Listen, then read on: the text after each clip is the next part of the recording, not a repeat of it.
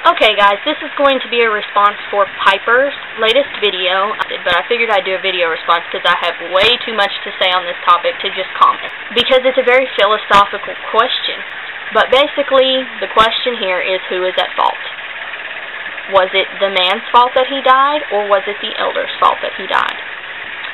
And that really depends on your perspective, because as we all, I don't know if you all agree with me, but in my opinion, perspective is everything. Our perspective is our reality. If we view something as truth, then it is truth. It is a real truth to us. If we view something as false, then it is false to us, because it's your reality. It's how you have experienced everything, and your experience is what shapes your perception, and your perception is your reality. Let's look at it from both sides. Because I don't think you can look at it from just one side, and I'll explain that later. If we look at it from the elders' point of view, the elders are Christian. I come from a Christian background. I have 3 generations of Southern Baptist preachers in my family. I know the fundamentals of most of the Christian beliefs. And from a Christian point of view, everything is the divine will of God. Everything. It says in the Bible, "For I have plans for you, declares the Lord." I believe it's in Jeremiah. And he goes on to state that God has your life basically laid out from the minute that you were conceived, and even before then. So from the elders' point of view, now remember, this is the elders' perspective, and their perspective, their perception is reality. It is truth. It is universal truth for them. So if we go based on the cornerstones of their beliefs, and the fact that God has a plan laid out for every human being, and it is beyond our control.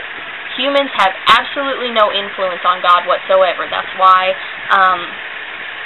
that's basically why Jesus died on the cross, because we needed someone to save us, because we cannot do it. It has to be God, and Jesus is basically God, but that's a completely different philosophical debate. So from their perception, no, they did absolutely nothing wrong.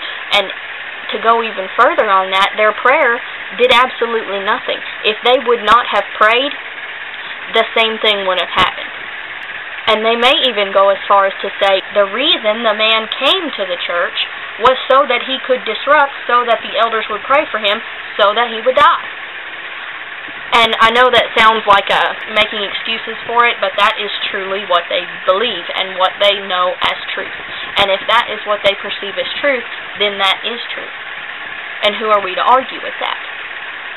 Now, on the other hand, we look at it from let's go with Wiccan. If we go from a Wiccan perspective, or from the perspective of, I'll say generally more than half of the pagan community, we believe in intent. And that intent is everything.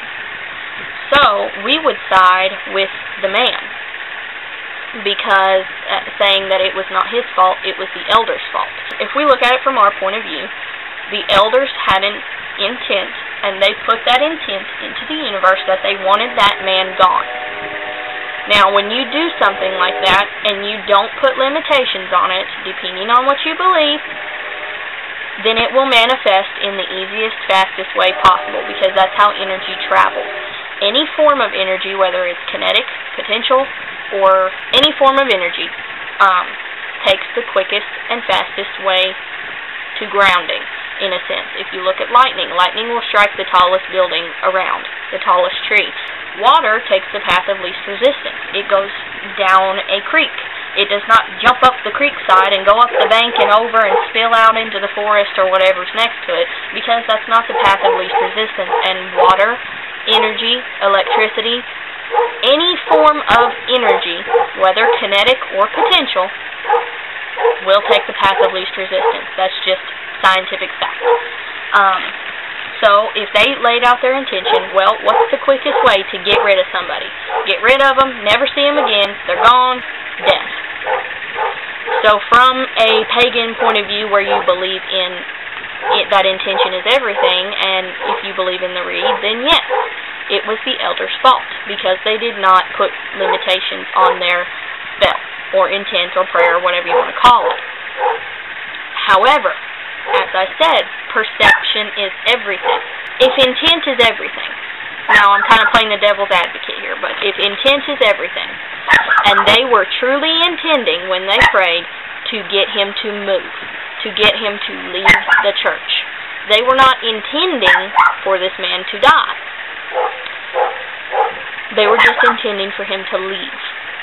So, playing the devil's advocate, then it may not, in fact, be their fault, because they didn't intend for him to die, so that's not what would have manifested according to intent. But that also depends on what you believe, just like everything. So really, there is no answer to this question. You can't say who was at fault because we don't know.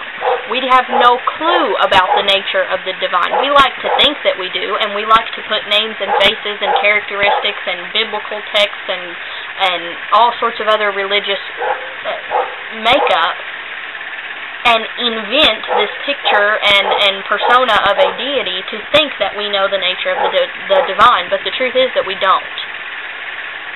Not a single person on the planet has any clue, and this is my opinion. Don't get mad at me or troll me or anything like that. This is my opinion. I'm not trying to hurt anybody else by my opinion, but no one on earth knows the nature of the divine. No one has met God that is living on the planet in person. Now, based on your perception and your reality, yes, you may have met God, but again, that's all based on your perception. If you study different gods and goddesses and you decide you really like two of them and then you do a meditation to meet with God, well, your opinions have already been swayed by what you have studied. Let's say you're meeting Artemis and you have read that she is a huntress, well then you're most likely going to see her as a huntress. You're not going to see her as a mermaid, because that's not what your brain has learned about it. So it could be argued both ways, but because we don't know the nature of the divine, there's nothing to say that anybody caused it. I really don't think you really can choose. And yes, based on your religion, you will be swayed one way or the other. Personally, I'm more in favor of the man. I do think that possibly the elders' prayers could have in some way sparked that. But the fact of the matter is, I don't know, and I know that I don't know. I don't know what God, goddess, the Great Spirit chose or did not choose, if they do or do not exist. I don't know what path energy takes because I'm not energy. I can't take that path and decide. So I really don't have an opinion. And I know that basically negates this entire video and makes it pointless, but at the same time it doesn't. Because what I wanted to get out there was that your perception is everything. It is your reality. So, like I said, if the elders perceive that they did nothing wrong, then that is truth, and they did nothing wrong.